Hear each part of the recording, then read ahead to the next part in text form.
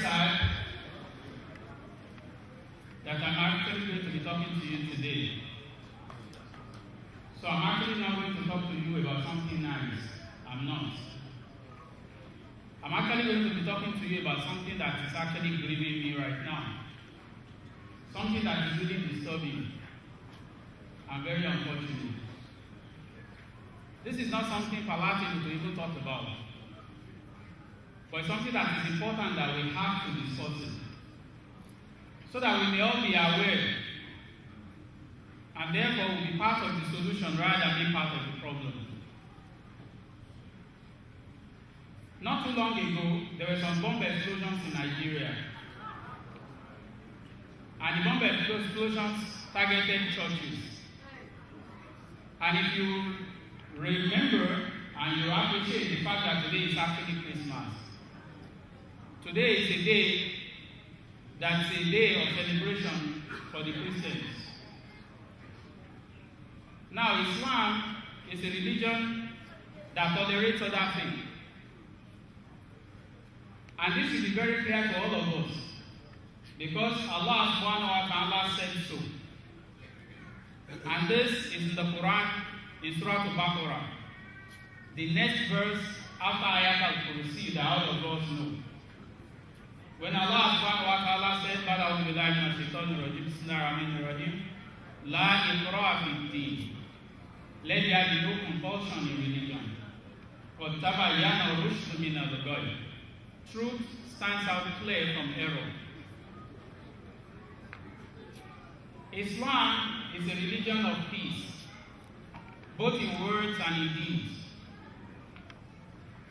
Unfortunately, whoever or those who carry out those bad acts, they do not represent Islam, and they do not represent us, and definitely they did not act on behalf of us. Unfortunately, all of us are going to suffer the consequences of it. Very unfortunate.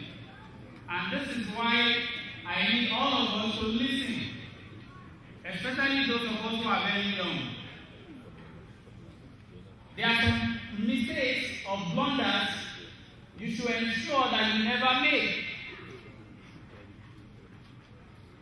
Not too long ago, as we were in platform also, maybe 3 years ago, we heard of a Nigerian who is also misguided that was trying to blow himself up in a plane going to Detroit.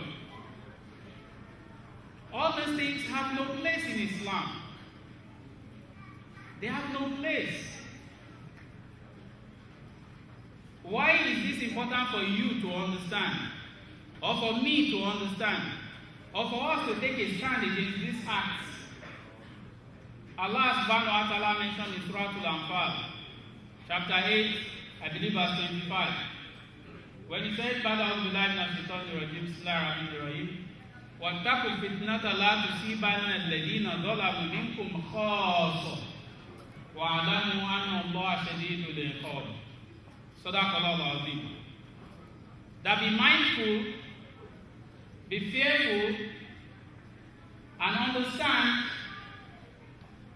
so that you may take heed about that punishment, that when it comes, that consequence, when it arrives, it will not distinguish those who are guilty from those who are innocent. That is, when the punishment comes, it's going to affect even the innocent. And Allah said, remember, Allah is very strict in punishment. For those of us who flew from your usual place of abode to Maryland, many of you probably didn't like the process you went through at the airport. Your wives were patted down.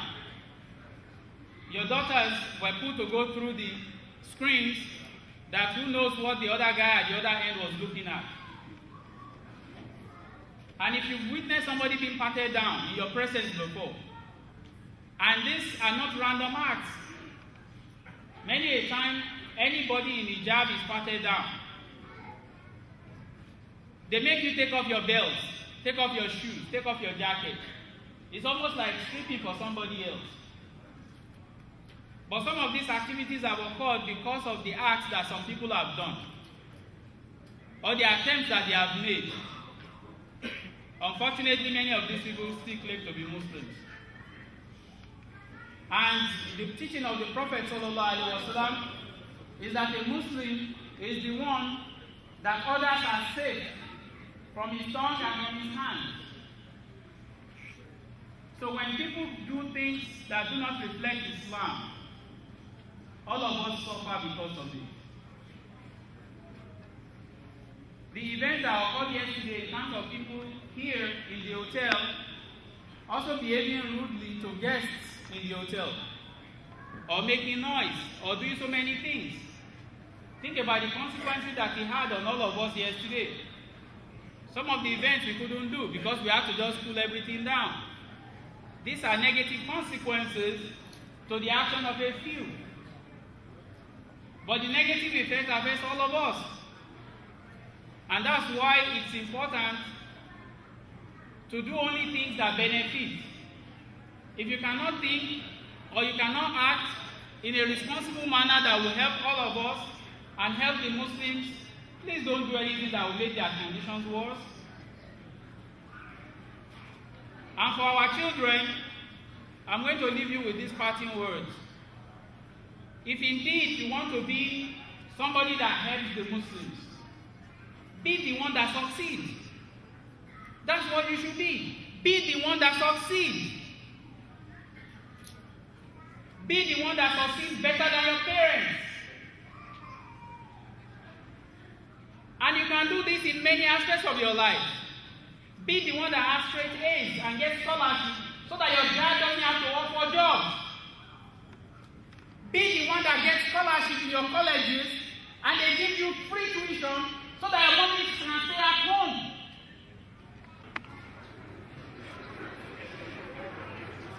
This is really important because think about it. If you want to really help, be the one that is better than the people who are ahead of you. Make your target that you will have a D degree. It doesn't matter what it is, whether it's a PhD, an MD, a JD, a DDS, that's where you're going to be. You shouldn't be somebody that they riff-raff on the street and they are saying, oh, that's Muhammad going there. If you really want to help the Muslim community, you have to be somebody that is important in your life. You have to be somebody that succeeds. We don't need failures. We don't. And failures are not going to help us. And certainly somebody blowing himself up has not helped us. How many people do you think will ask you in your school when you get back, so what happened in your country? Do you people really hate Christians? How are you going to be answering such questions? You know nothing about what happened in Nigeria. It is really important that we get this straight.